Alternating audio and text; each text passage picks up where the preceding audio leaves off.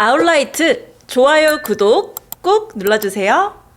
하나는 알아도 사람들이 모르는 두 번째 이야기 아웃라이트. 여러분 안녕하세요. 저는 아웃라이트 진행을 맡은 아나운서 조윤아입니다. 자, 벌써 럭키 세븐 7화차를 맞았습니다. 우리 PD님 한 주 쉬고 왔잖아요. 어떻게 컨디션이 더 좋아지신 것 같으세요? 좀 쉬었는데? 아무래도 한 주 동안 좀 이렇게 구독자 올라가는 걸 보면서 편안하게 이제 편집 생각 없이 한 주 보내다 보니까 확실히 이제 좀 컨디션이 좀 올라오긴 했어요. 얼굴 봤을 때 좀 어떤가요? 뭐 똑같아요. 비슷해요. 그래요? 네, 네.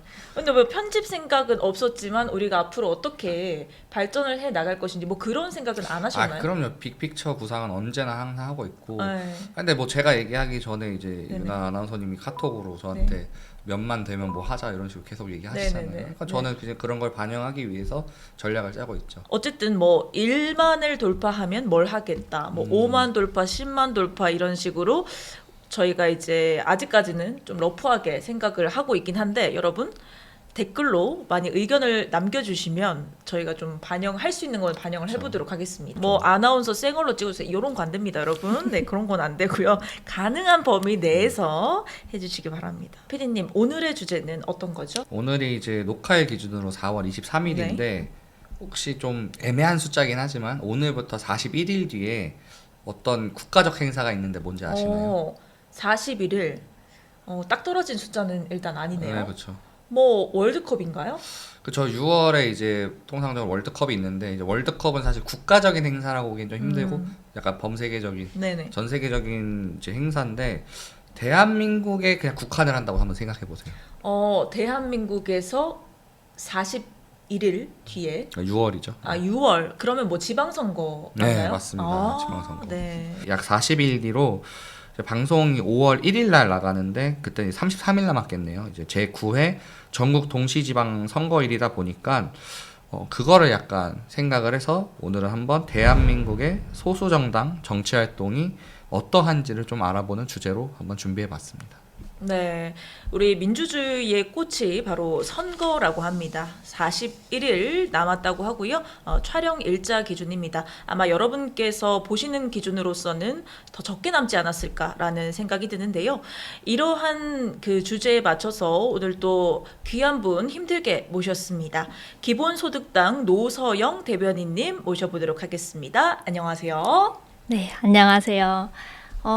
오늘 그 업로드일 기준으로 첫 번째 노동절에 인사드리게 되어서 더 뜻깊은데요. 저는 기본소득당 최고위원 그리고 서울시당 위원장 또 대변인을 맡고 있는 노서영이라고 합니다.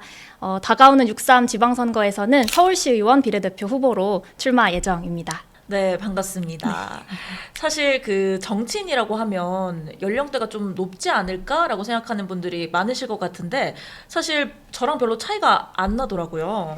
네, 이제 30대에 접어들었습니다. 그래서 사실 주변에 비하면 저도 어떤 국회 토론회나 이런 장소에 가면 너무 어리게 보시는 경우도 있고 한데 그래도 명함 드리면서 최고위원입니다. 이렇게 네네. 인사드리면 다들 반갑습니다. 이렇게 해주시고 하는 편인 것 같아요. 좋습니다. 제가 실제로 사실 뭐 화면에서도 여러분 느끼셨겠지만 실제로가 더 동안이시다라는 점 감사합니다. 네, 오프닝 때 짚고 넘어가 보도록 하겠습니다. 자, 오늘 섭외 관련 연락을 처음 받았을 때 그래도 출연해야 되겠다라고 생각하신 특별한 이유가 있을까요? 네, 아무래도 특히 또 선거 시기에 접어들면 접어들수록 소수정당에 대한 보도량이 사실 현저히 부족합니다. 이제 거대 정당에 비해서는요. 그러다 보니까 좀 한 분에게라도 더 가닿고 싶은 절박한 마음이 늘 있는데 이렇게 딱 연락을 주셔서 반드시 나가야겠다라고 기쁜 마음으로 오게 되었습니다. 네, 아마 아웃라이트 우리 촬영 중에서는 최초의 정치인이죠. 그렇죠. 그렇죠. 그래서 더 의미가 깊은 것 같습니다. 오늘 깊은 이야기, 다양한 이야기 여러분들과 함께 나눠볼 테고요. 자, 본격적으로 오늘 주제에 대해서 이야기 나눠보도록 하겠습니다. 우리 PD님, 주제 선정 이유를 들어볼 수 있을까요? 사실 앞서서 이제 대변님께서 대부분 설명을 해주셨다고 봐야 될 것 같긴 한데요.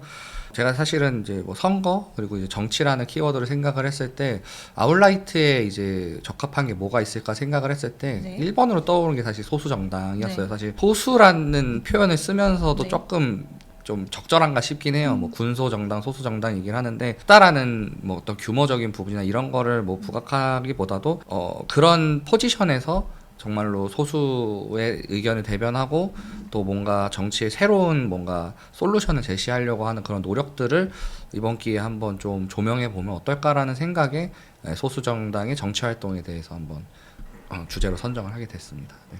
네, 우리 아웃라이트가 벌써 7화라고 말씀을 드렸는데 저희가 매번 그 시의성만 생각해서 주제를 선정하는 것은 아닙니다만 이번에 이제 지방선거를 앞두고 소수 정당의 그 활동들에 대해서 자세하게 알아보는 시간이다라고 정리를 해보도록 하겠습니다. 자, 그렇다면 본격적으로 우리 대변인님 최근 근황을 들어보고 싶은데요. 지금 선거 앞두고 많이 바쁘시죠?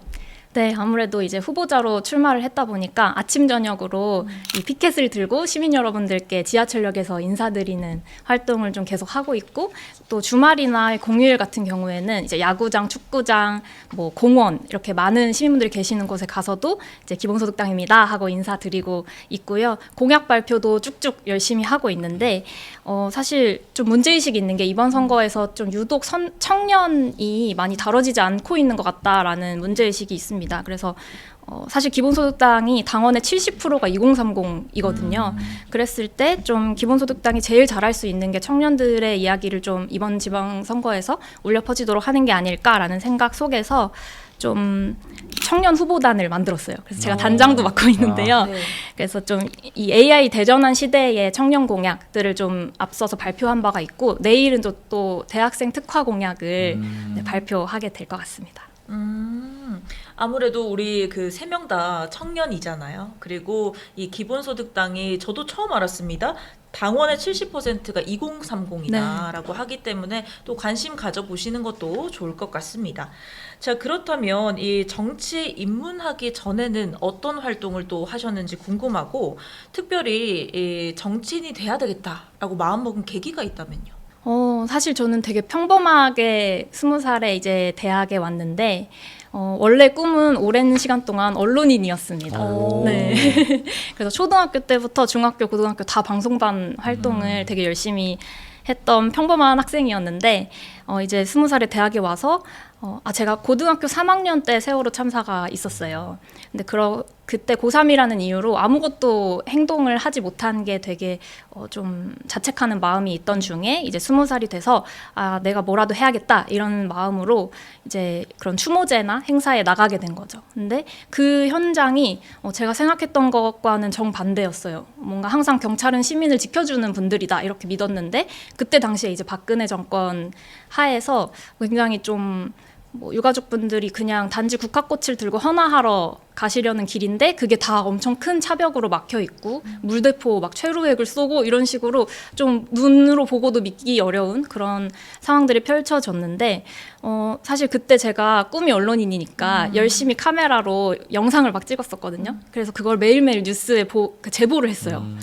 근데 저한테는 이게 되게 심각한 장면이라고 생각을 했는데 전혀 보도가 되지 않더라고요. 그러니까 특히나 좀 규모가 작은 그런 집회나 문화재의 경우에는 특히나 이제 보도가 안 되는 것들을 보면서 정말 고민을 많이 했었던 것 같아요. 나는 언론인이 계속 되고 싶은가? 아니면 다른 길을 찾아볼까라고 했을 때 좀 이 카메라 바깥에서 카메라를 들고 있는 사람보다는 그 안에 들어가서 옆에 있는 사람이 되고 싶다라는 생각이 들어서 좀 활동가가 돼야겠다라는 생각을 좀 했었던 것 같고요. 그렇게 하다가 정당 활동가가 될 줄은 몰랐었는데, 좀 모두라는 말에서 사실은 너무 간단하게 배제되는 사람들의 삶을 좀 실질적으로 바꾸려면 정치가 바뀌어야겠다, 그런 생각에 좀 정당 활동으로 흘러들어오게 됐던 것 같고요. 그 이후에 이태원 참사나 12.3 내란 같은 큰 일들을 좀 겪으면서 어떤 직접 할 수 있는 역할들도 있겠다라는 생각을 하면서 좀 정치인의 길에 도전하게 됐었던 것 같습니다. 네. 지금 마치 그 한 편의 인생 스토리를 저도 지금 똑같은 생각했어요. 네. 저는 사실 언론인이자 방송인이라고 할 수 있을 텐데요. 우리 대변인님께서도 원래 언론인을 꿈꿨지만 다양한 그 뭐 세월호라든지 이런 국가적인 일을 겪으면서 내가 도대체 어떻게 살아가야 될 것인가, 이런 부분에 있어서 활동가 쪽으로 바꾸셨다. 그래서 지금까지 이 일을 하고 계신 것 같습니다. 우리 PD님도 처음 하셨죠, 이런 스토리는? 그쵸. 제가 사전 질문지를 받긴 했지만은 지금 얘기 들어보면은 뭔가 성인이 되기 직전부터 뭐 지금까지의 다른 사람들이 이렇게까지 격변을 겪을 수 있나 싶은 그런 것들이 다 중간중간에 있으셨던 것 같다는 생각이 좀 들었어요. 그러니까요. 이유와 이슈들이 있다고 해도 막상 주변에서 나 이제 정치인을 하고 싶다라고 이야기했을 때 반응은 어떻던가요? 사실 제가 태어나서 처음 갔던 집회가 이제 고 노무현 전 대통령 탄핵 반대 집회였어요. 근데 그 후에도 사실 부모님 손을 잡고 되게 많은 집회들에 나갔던 기억이 있어요. 근데 그게 저한테는 막 그 내용들이 다 기억이 난다기보다는 그냥 집회라는 게 별다른 게 아니라 어떤 얘기할 게 있는 사람들이 나오는 공간이구나라는 이해가 생겼던 것 같아요. 그래서 그랬었고 이제 그렇다 보니까 부모님도 제가 처음 활동 시작하고 했을 때 그래도 응원해 주시는 편이었던 것 같고요. 물론 정치는 조금 얘기가 달라서 이제 걱정도 하시고 하려면 잘해야 된다 이렇게 또 당부하시기도 하고 네. 그런 것 같아요. 네, 그래도 뭐 전반적으로 응원이 있었다. 네. 친구들도 이제 제가 명함 이제 주니까 선거 명함 떡잎부터 알아봤다. 네네네. 네, 이렇게 얘기하기도 합니다. 네, 그렇다면 지금 소속되어 계신 정당이 기본소득당인데 첫 정당으로 지금의 정당에서 시작하게 된 이유나 계기를 들어볼 수 있을까요? 네, 무엇보다도 제가 이제 처음 이런 사회 문제에 관심을 갖게 됐던 세월호 참사 관련된 추모제에서 사실 용해인 대표를 이제 처음 만났어요. 그렇게 만났던 용해인 대표님이 같이 좀 정당을 만들어 보지 않을래? 라고 하니까 거절할 수 없었던 게 있고 그런데 사실 그런 이야기보다도 좀 더 내용적으로 중요하다고 생각하는 건 제가 어쨌든 그 전에 시민단체에서도 제가 직접 시민단체를 만들어서 활동했던 시기가 있었는데 시민단체에서 일하면서는 좀 아무래도 정부나 정치인들에게 이러이런 것들을 바꿔달라 뭐 법을 제정하자 이런 식으로 요구하는 호소하는 입장이 되게 많았거든요. 그런데 좀 기존의 진보 정당들 같은 경우에는 어떤 좀 시원한 대책을 내놓을 역량을 좀 오랜 시간 동안 보여주지 못한 상태였던 것 같아요. 그런 상황 속에서 어느 순간부터 좀 대안을 제시하는 역할을 해보고 싶다 이런 생각들이 들었고 기본소득당은 사실 창당 당시부터 지금까지도 좀 일관적으로 기본소득이라는 분명한 대안을 제시하고 또 그 외에 여러 사회 문제에 대해서도 최대한 이것이 문제입니다라고 얘기할 때 이렇게 해결해 봅시다라고 같이 대안을 얘기하는 것을 좀 추구해온 정당이기 때문에 기본소득당을 선택했던 것 같아요. 네. 기본소득당에서 활동하시기 전에도 이야기를 들어보니까 이 활동가로서 뭐 시민단체라든지 이렇게 활동을 하고 계셨는데 정치에 딱 입문을 하면서 뭔가 특별히 바뀐 게 있을까요? 사실 저는 같은 마음으로 계속 일관적인 활동을 한다고 생각을 하는데 그럼에도 불구하고 가장 크게 달라진 것은 좀 더 넓은 영역의 분들을 만나게 된 게 큰 것 같아요. 그래서 아무래도 이전에는 좀 덜 했던 고민들, 예를 들면 이렇게 다양한 사람들을 어떻게 잘 설득할 수 있을까? 그리고 어떻게 해야지 이걸 좀 더 쉽게 이해되게끔 설명할 수 있을까? 이런 것들을 많이 고민하게 되었고요. 그리고 30대가 돼서 그런 건지 모르겠는데 능청도 정말 많이 들었어요. 이렇게 훨씬 다양한 세대, 연령의 분들을 만나다 보니까 이제 뉴스 보셨어요? 막 이렇게 엄청 편하게 이야기를 건네게 되기도 하고 그래서 아주 극명한 차이는 이전에는 이제 어떤 뭐 여성단체라고 하면 이제 특수한 이 주제에 관심이 있는 분들을 회원으로 삼으니까 이분들만을 대변하면 되는 역할이었다면 정당에 와서는 저를 닮지 않은 사람들, 저를 닮진 않았지만 조금 더 나은 세상을 같이 꿈꾸는 다양한 정체성의 사람들을 대변해야 되다 보니까 그런 많이 고민하는 지점들이 좀 다채로워졌던 것 같습니다. 네. 우리 PD님도 인맥 많잖아요. 갑자기요? 어떻게 정치할 생각은 없으셨어요? 글쎄요, 저는 대신에 정치 대신에 사업을 선택한 게 아닐까요? 그 인맥을 통해서. 사실 인맥을 통해서 할 수 있는 일이 많은데 양단으로 나눴을 때 정치와 사업이 되게 큰 걸로 있는 것 같아요. 왜냐하면 둘 다 사람을 가지고 하는 일이라고 저는 생각을 하고. 자, 그렇다면 이 대변인님께서 정치인 입문 이후에 가장 기억에 남는 에피소드 꼽으면 어떤 걸까요? 네, 제가 정치인 그 자체로 활동한 게 오래되지는 않았는데요. 그러다 보니까 다른 그 어떤 날보다도 12.3 계엄의 날이 아무래도 가장 기억에 남는 것 같습니다. 이게 정당의 당직자들은 선거가 없는 해에 모든 개인적인 일정을 잡거든요. 또 재밌는 풍습이 있습니다. 왜냐면 선거가 있으면 너무 바쁘니까요. 그래서 제가 사실 작년 5월 달에 이제 결혼식을 잡아둔 상황이었는데 제가 청첩장 디자인을 고르던 그 날 밤에 갑자기 이제 비상계엄 선포가 된 거예요.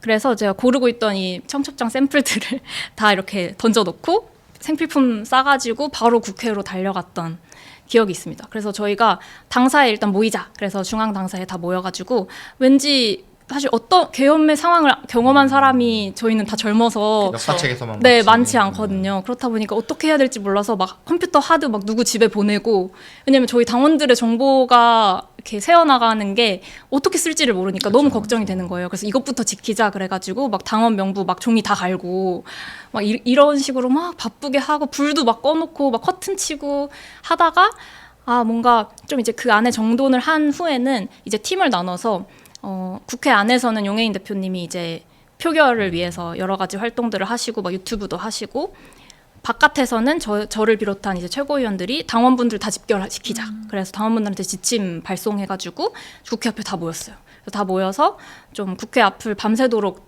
깃발 올리고 지켰던 그런 기억이 있는데요.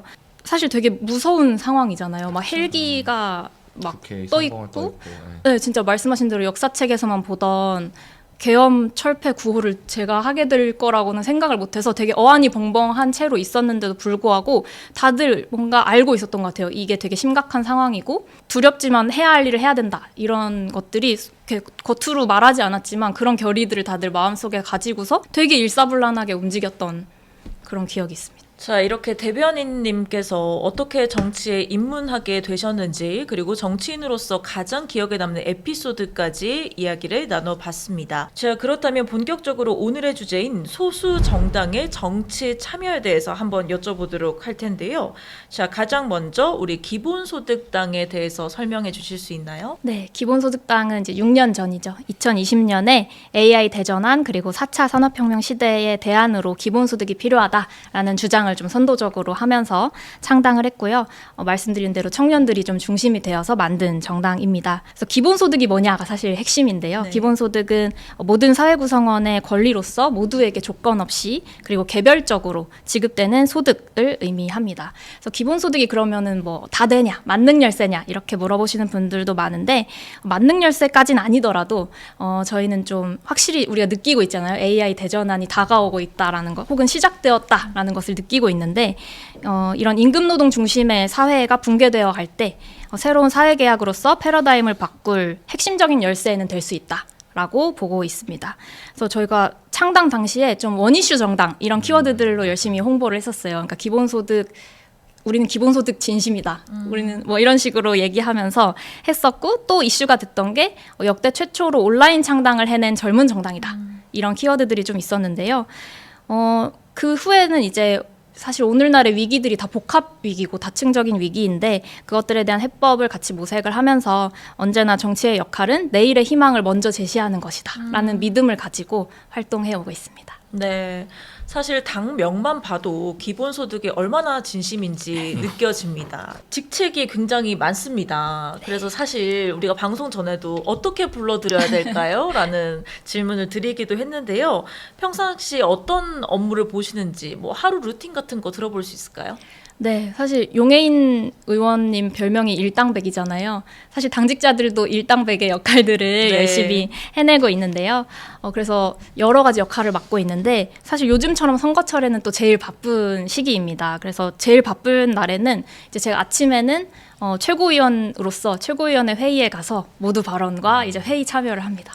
그리고 나서는 사무실에 돌아가서 대변인으로서 이제 오늘의 논평을 발표하기 위해서 브리핑 작성을 하고 소통관에 가서 논평을 발표하고 그리고 나서는 점심시간이죠. 그럼 점심시간에는 이제 국회 출입기자님들 뵙고 같이 오찬을 하기도 하고요. 그러고 나면 오후에는 또 논평을 내거나 아니면 서울시당 위원장으로서 좀 서울시당의 여러 당원 사업이나 뭐 연대 사업, 외부 연대 사업 이런 것들을 회의를 하거나 준비를 하기도 합니다. 그래서 그러고 나면 퇴근길에는 이제 후보로서 인사를 또 드려야 되기 때문에 열심히 피켓을 들고 지하철 타고 이렇게 가가지고 오늘 하루도 고생 많으셨습니다. 이렇게 기본소득당입니다. 이렇게 인사를 하고 그걸 같이 도와주시는 또 당원분들이 계세요. 네. 같이 또 뒤풀이를 하면 이제 하루가 끝이 납니다. 아, 사실 하루가 너무 길고 제가 듣기에는 그리고 하루라도 아프면 이게 일에 지장이 상당히 많겠어요. 맞아요. 아프면 안 됩니다. 아, 좀 아파도 되는 사회를 만들어야 되는데. 아, 그리고 원래 이 퇴근길 인사를 할 때 사실 똑같은 말을 여러 번 하는 거니까 사실 그게 생각보다 쉽진 않거든요. 그쵸. 이렇게 계속 거절당할 수도 있고 한데 근데 처음에는 그래서 되게 마음이 어려울 때도 있었는데 처음 선거운동을 할 때는 근데 이제 최근에는 그렇게 바쁜 하루를 저도 겪고서 다 이렇게 지나가신 분들이 다들 저마다 바쁜 하루를 보냈을 거잖아요. 그래서 진심으로 이 한 명 한 명의 따뜻한 저녁을 바라는 마음이 되더라고요. 그래서 네, 너무 네. 신기했어요. 이 말을 자꾸 하니까 내가 진심으로 바라게 되는구나. 그래서 그런 따뜻함도 느끼면서 하고 있는 것 같습니다. 자, 사실 소수 정당의 이 운영이 어떻게 되는 것인가라고 궁금하신 분들이 많으실 것 같습니다. 아무래도 이 예산에 대한 문제가 궁금하실 것 같은데요. 대변인님, 소수 정당은 어떻게 운영 비용을 좀 충당하는지, 이것에 대한 어려움이 많이 없는지가 또 궁금합니다. 네, 사실 정말 쉽지 않습니다. 일단 법적으로 정당의 수입은 당원들이 매달 내주시는 당비, 그리고 시민분들이 이제 자유롭게 내실 수 있는 후원금, 그리고 마지막으로 국고보조금으로 이루어져 있다고 할 수 있는데요. 이 각 정당에 배분되는 국고보조금의 비율 격차가 정말 극심합니다. 네. 네. 그래서 양당이 대표적으로 이제 양당이 1년에 600여 억 원을 받을 때 저희는 1억 원 정도 네, 받는 실정이거든요. 그래서 사실상 작은 정당들은 당원들의 당비로 운영된다고 보는 게 맞습니다. 그런 정도로 차이가 크게 나는 상황이고 특히나 이제 선거 시기로 넘어가면 그 격차가 더 벌어지는데요. 선거 보조금이 일단 나오는데 그것의 배분 비율도 사실 국고보조금과 다르지 않은 수준이고 그리고 또 아무래도 선거에서 당선된 후보들한테는 선거 비용 보전이 되게 되는데 이것도 사실은 양당 후보들이 대체로 다 차지하게 되기 때문에 양당 후보들은 세금으로 선거를 다 치르는 것과 마찬가지인 결과를 낳고 있습니다. 그래서 선거 시기든 일상 시기든 애초에 가용할 수 있는 이 예산의 범위, 비용의 규모 자체가 너무 차원이 다르기 때문에 사실상 공정한 경쟁이 쉽지 않다. 그러니까 예를 들면 지지율이나 의석수대로만 돼도 그 비율만 따라도 훨씬 더 공정한 경쟁이 가능할 텐데 그것마저도 잘 지켜지지 않는 현실이 있고요. 그래서 일례로 이제 선거운동 시기에는 유세차를 몇 대나 돌릴 수 있느냐, 네, 그리고 유급 선본원을 몇 분이나 모실 수 있느냐, 또 공보물이라고 집에 배달되는 네, 이제 네. 안내 책자 있잖아요. 그것도 사실은 우리는 그 양당의 것을 보면 어쨌든 화려하게 컬러풀한 뭐 8장짜리 책자 이런 식으로 오는데 저희는 요거 한 장을 보낼 수 있을까 없을까 이제 이런 것들을 고민해야 되고 또 더 어려운 경우에는 이제 반쪽짜리 종이를 보내기도 하고 네, 이런 식으로 이런 공보물의 퀄리티까지도 좀 차이가 크게 날 수밖에 없는 게 현실인 것 같아요. 아, 저도 그 공보물 오면 되게 유심히 지켜보는 편인데, 저는 잘 몰랐어요. 사실 이 사이즈가 왜 이렇게 차이가 나지? 네. 어떤 분들은 진짜 뭐 거의 메모장 같은 데에 맞아요. 오는 후보들도 계시고, 뭐 되게 이거는 버리기 아까울 정도로, 뭐 정치 색깔을 떠나서 버리기 아까울 네. 정도로 넘기면 종이가 너무 빳빳하니 정말 예쁘게 누가 봐도 한번 볼 것 같이 그렇게 프린팅이 되는 것도 있는데, 그런 차이가 네. 현실적인 차이가 있다라는 네. 점을 말씀을 해주셨습니다. 자, 피디님께서도 이 정도로 차이 나는지는 모르셨죠?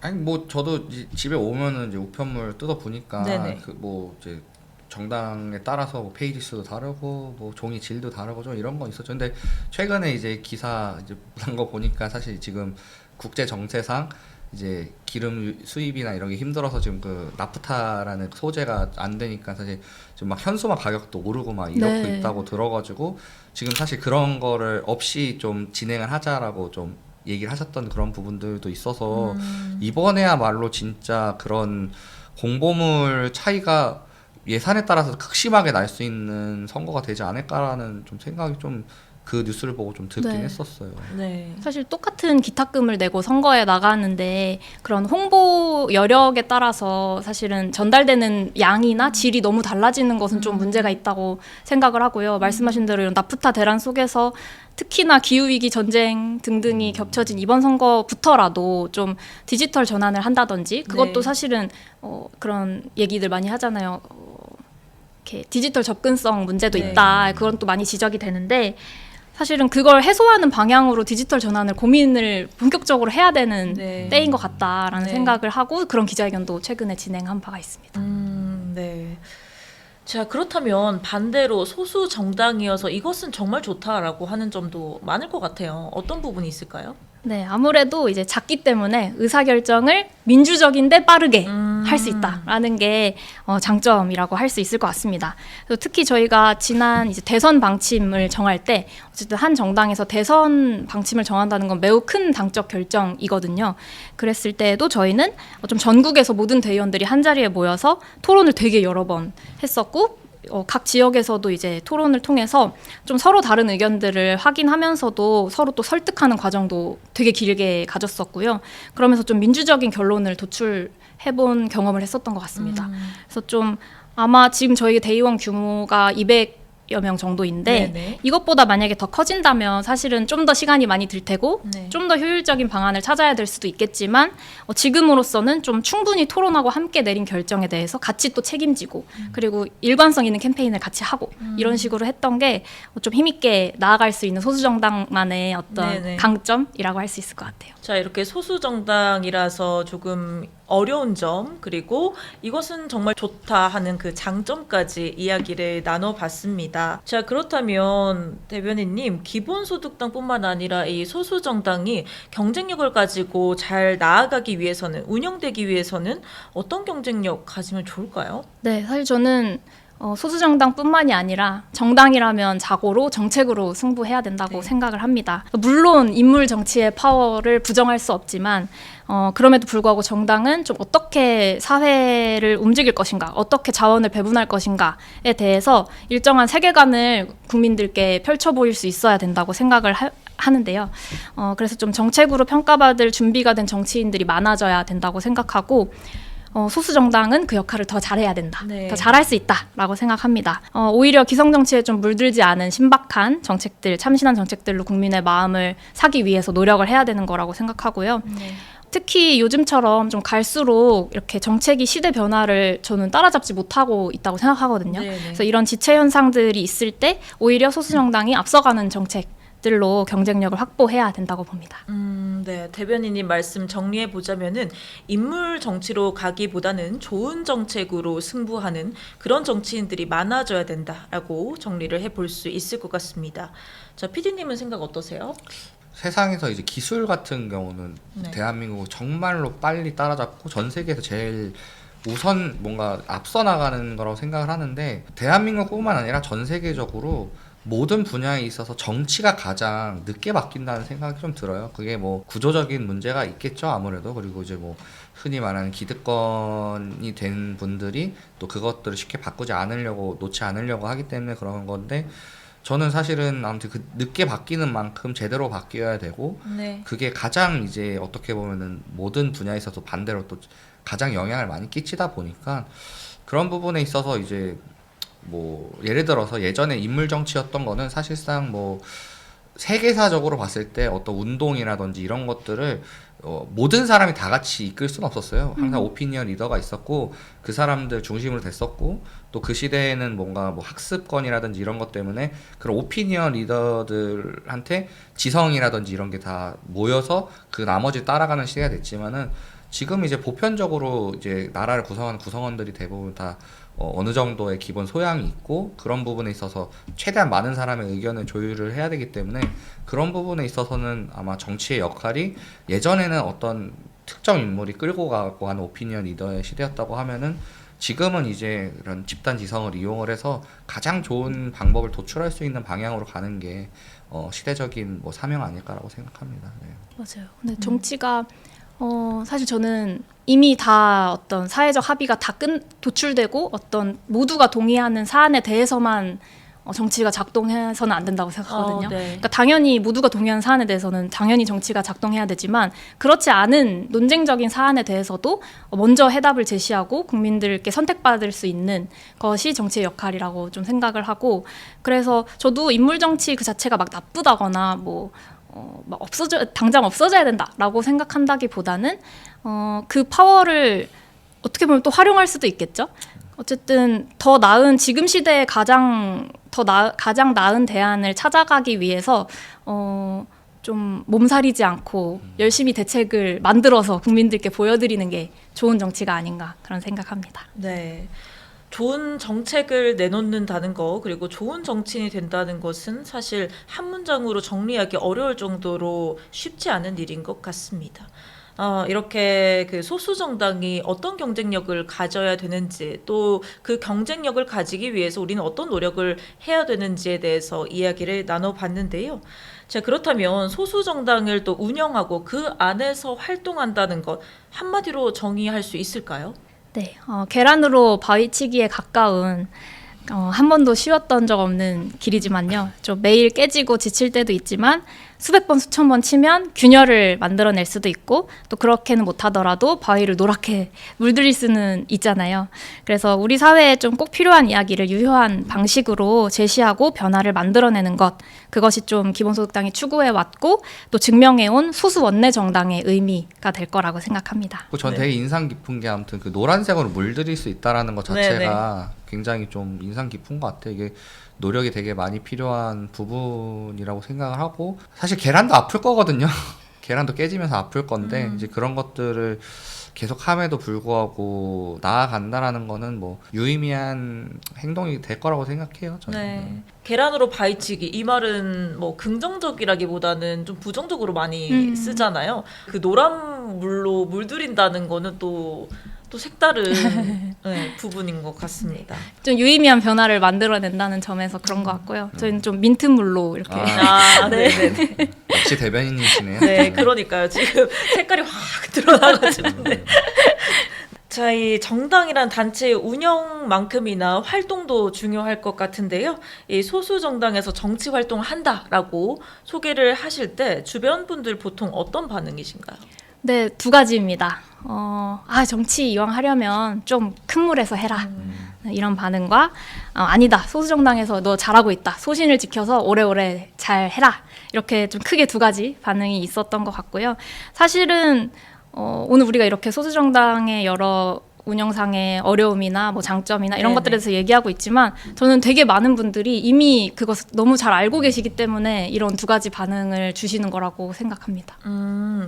그러면은 약간 외람된 말일 수도 있지만 큰 물에서 놀아야지, 큰 데 가야지라고 했을 때 마음이 조금이라도 흔들린 적은 없습니까? 뭔가 제가 앞에서 어떻게 활동가가 됐고 정치에 입문했는가를 하면서 전달됐을지 모르겠지만요. 저는 사실 애초에 정치인이 되고 싶어서 이 모든 것을 시작한 사람이 아니어가지고 네. 크게 매력적으로 들리지는 않는 것 같습니다. 근데 그냥 이 큰 당에 와서 큰 당에서 너 일하게 해줄게 라는 거 말고 그럼 거기에서 예를 들면 기본소득을 같이 해보자 라고 하면 좀 그럼 실현할 수 있나? 이렇게 마음이 흔들릴 수 있을 것 같은데 그냥 너만 이렇게 와서 너 잘하니까 이렇게 해보자 라고 하면 이렇게 저는 그러려고 정치하는 건 아닌데요 라는 생각이 드는 것 같아요. 네. 우리 대변인님의 그 소신을 볼 수 있는 답변이었습니다. 약간 지금 이게 적절한지 모르는데 약간 대학 간판보다는 과를 보고 선택하신 약간 그런 느낌인 것 같은데요. 자, 그러면은 이 기세를 몰아서 밸런스 게임을 해보도록 하겠습니다. 우리 아웃라이트에서 밸런스 게임은 최초입니다. 준비되셨죠? 네. 네. 자, 본인의 당이나 구성원들의 정치적 입지 구축 대 당과 당원이 추구하는 목표 달성. 우리 대변인님의 선택은? 네, 저는 당과 당원이 추구하는 목표 달성으로 하겠습니다. 이유가 뭔가요? 이상적인 것은 정치적 입지를 구축한 뒤에 목표를 달성하는 게 저는 그렇게 할 수만 있다면 그렇게 하고 싶긴 합니다. 하지만 좀 현실적으로 기본소득당이 지금까지 걸어온 길을 본다면 후자를 선택해 왔던 것 같아요. 그래서 좀 이 당과 당원이 추구하는 목표가 이루어질 수 있다면 그 길을 간다라는 게 저희들이 이때까지 선택해온 역사였고 일례로 좀 기본소득 정책이 저희 당의 어떻게 보면 당명에도 있는 트레이드 마크인 정책이고 한데 이재명 대통령이 기본소득을 하겠다라고 했을 때 그거 당면 우리 거니까 우리만 할 수 있어 라고 하기보다는 그러면 저희가 돕겠습니다 라고 하면서 사실은 같이 힘을 모으겠다 기쁜 마음으로 네. 이런 입장들을 밝혀왔었던 거거든요. 그래서 좀 기본소득이 실제로 실현됐을 때 달라질 사람들의 모습이 너무 기대되고 좀 저희 당원들한테 물어봐도 저랑 똑같이 후자를 고르시지 않을까라는 생각이 들어요. 우리 당원분들도 이제 후자, 당과 당원이 추구하는 목표 달성을 고를 것 같다라는 점 이야기해 주셨습니다. 자, 그렇다면 두 번째 밸런스 게임으로 가보도록 하겠습니다. 대의 vs 개인의 삶, 어떤 것이 더 중요하다고 생각하시는지.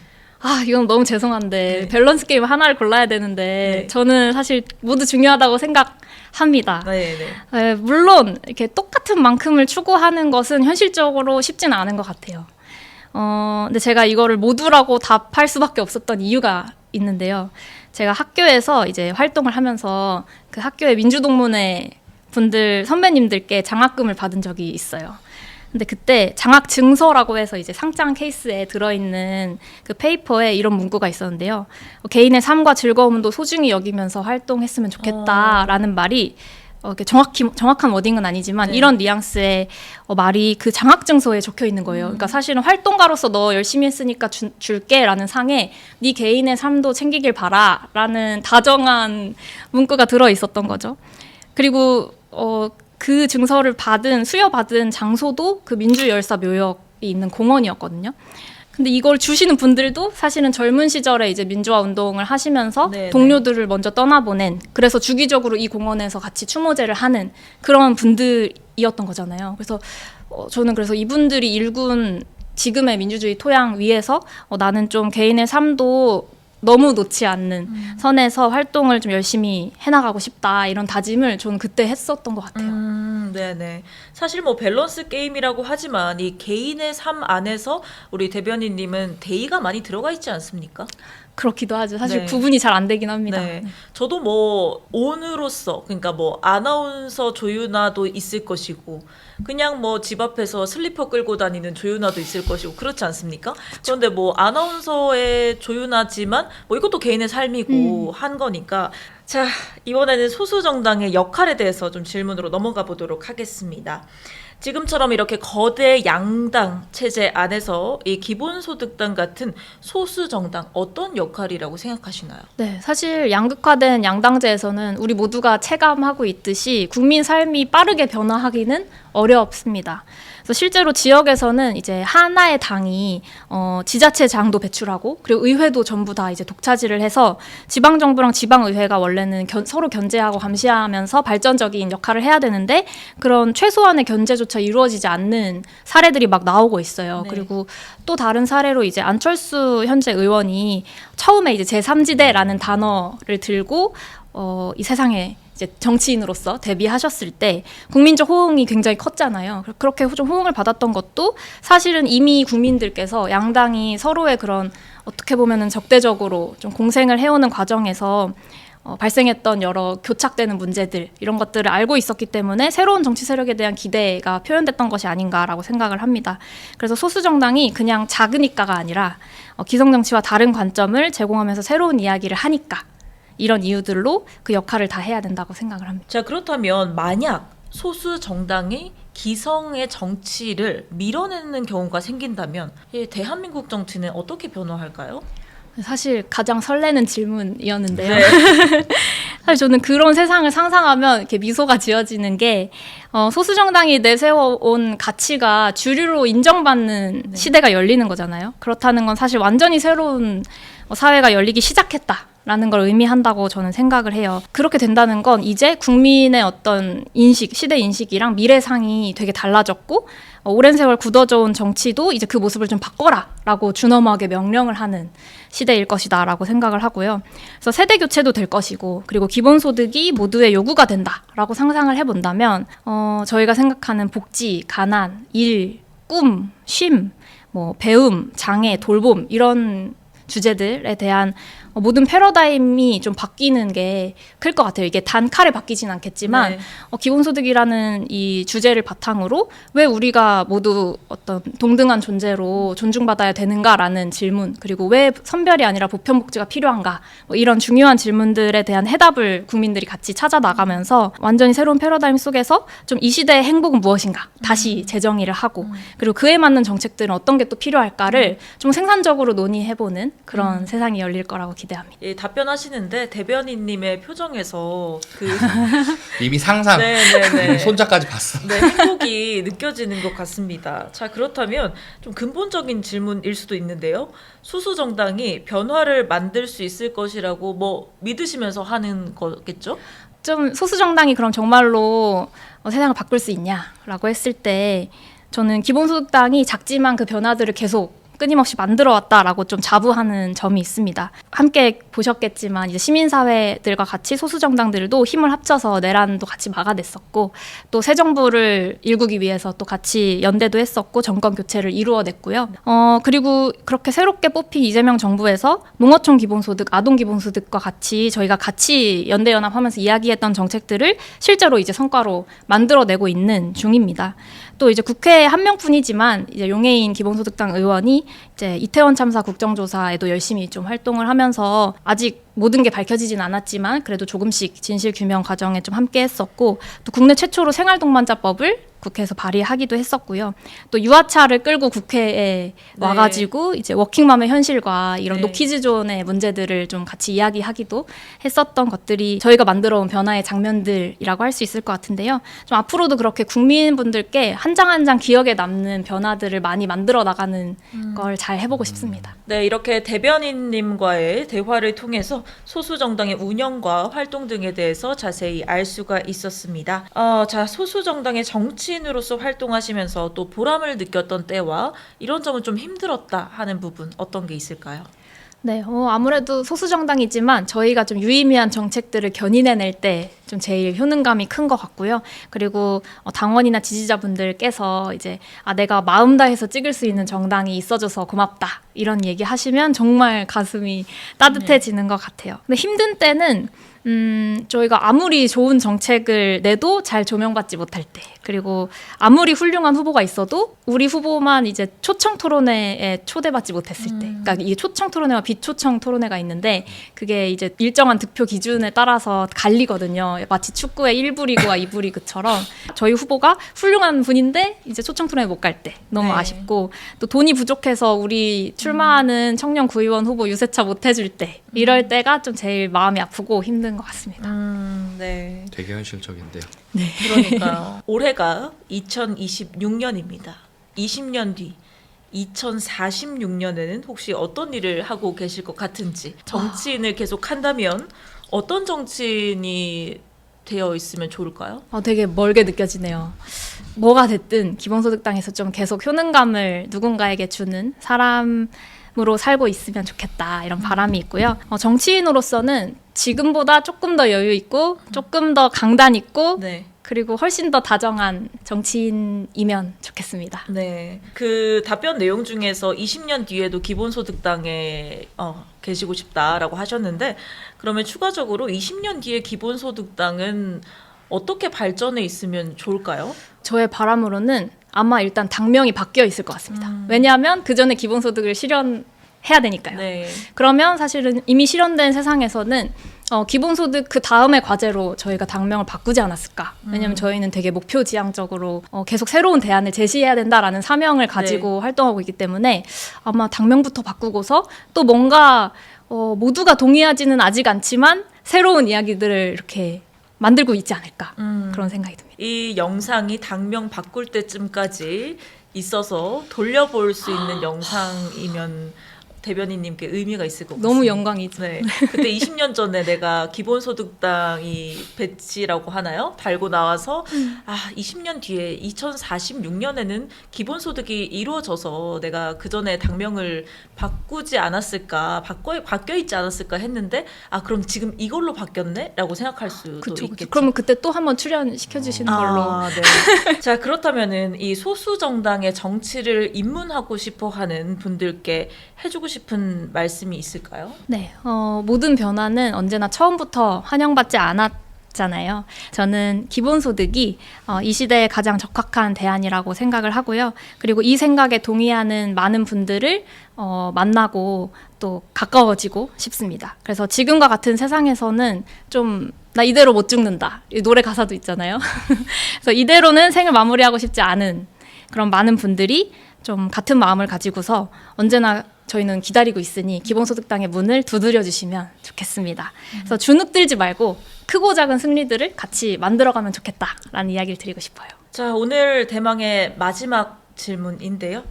정치인으로서 앞으로의 계획이 있다면요? 네, 일단 당장 40여일 앞으로 다가온 6.3 지방선거에서 제가 서울시 의원 비례대표 후보로 출마를 했기 때문에 국회에 용해인이 있다면 서울시 의회에는 든든한 한 명 노서영이 있겠다라는 말들로 인사드리고 있는데요. 서울시 의회에 꼭 진출을 하는 것을 목표로 1차적인 목표로 삼고 있고 그 이후에는 이제 용해인 대표와 함께 그리고 용해인 대표를 잇는 청년 정치를 좀 서울에서부터 시작해보고 싶습니다. 오늘 이렇게 기본소득당 노서영 대변인님 모시고 이야기를 나눠봤는데요. 우리 PD님 소감이 어떠세요? 정말 항상 이 녹화 끝날 때쯤이면은 생각하는 거지만은 정말 아웃라이트를 만들길 잘했다라는 생각을 합니다. 정말 그 덕분에 이렇게 많은 분들을 만날 수 있었던 거라고 생각을 하고요. 뭐라고 해야지, 인상 깊은 거는 물론 두 분은 아까 녹화 시작하기 전에 좀 인정을 하고 싶지 않으신 것 같지만은 저는 이제 저희 동년배가 이렇게 뭔가 대한민국을 바꾸기 위해서 정치 일선에 나설 수 있게 됐다라는 게 뭐 격세지감이면서도 한편으로 네네. 굉장히 좀 기쁘게 생각을 하고요. 네. 뭐 아까 전에 약간 얘기 들어보니까 이제 그 뉘앙스를 그대로 받아들여도 될 것 같은데 네. 그러면 이제 당선되시고 나면은 또 한 번 더 출연하시는 걸로 오늘 확약을 받은 걸로 저는 생각을 하겠습니다. 뭐 20년 뒤 아니더라도 네, 2달 뒤도 괜찮으니까요. 네, 네. 네, 네. 너무 좋습니다. 너무 좋습니다, 여러분. 찍혔죠? 자, 우리 대변인님께서는 소감이 어떠세요? 사실 저의 어떤 일생일대를 이렇게 한 번에 다 이야기할 수 있는 기회가 많지 않은데 뭔가 어떻게 처음에 활동을 시작했었지? 또 오늘 인터뷰 준비하면서 다시 생각해보고 그리고 나는 그럼 어떤 세상을 만들고 싶지?에 대해서도 또 생각해보는 너무 귀한 시간이었던 것 같고요. 기본소득당이 꿈꾸는 것들을 좀 더 많은 분들께 알릴 수 있게 이런 기회를 주시고 초대해 주셔서 너무 감사하다는 말씀 드리고 싶습니다. 자, 오늘 이렇게 기본소득당의 노서영 대변인님 모시고 대한민국 소수 정당의 정치 활동에 대한 이야기를 꼼꼼하게 나눠봤습니다. 오늘 저를 비롯해서 PD님께서도 우리 소수 정당에 대해서 우리 몰랐던 부분을 참 많이 알게 되는 시간이었던 것 같습니다. 자, 민주주의의 꽃이 바로 선거입니다. 선거는 국민들의 권리 행사죠. 정말 얼마 남지 않았습니다. 6월 3일에 있을 제9회 전국 동시 지방선거도 꼭 한 표 행사해 주시면 좋을 것 같습니다. 이렇게 아웃라이트에서는 잘 보이지 않지만 우리가 시선을 둬야 될 부분들 여러분께 꼼꼼하게 다뤄드리도록 하겠습니다. 이런 분 섭외해주면 참 좋겠다 혹은 오늘 방송 이런 느낌이었다 하는 부분들 댓글로 마구마구 달아주시면 좋을 것 같고요. 좋아요, 댓글, 구독, 알림 설정까지 부탁드리도록 하겠습니다. 자, 오늘 7화였습니다. 여러분께서도 행운이 가득하시길 바라겠고요. 저는 진행의 아나운서 조윤아였습니다. 감사합니다.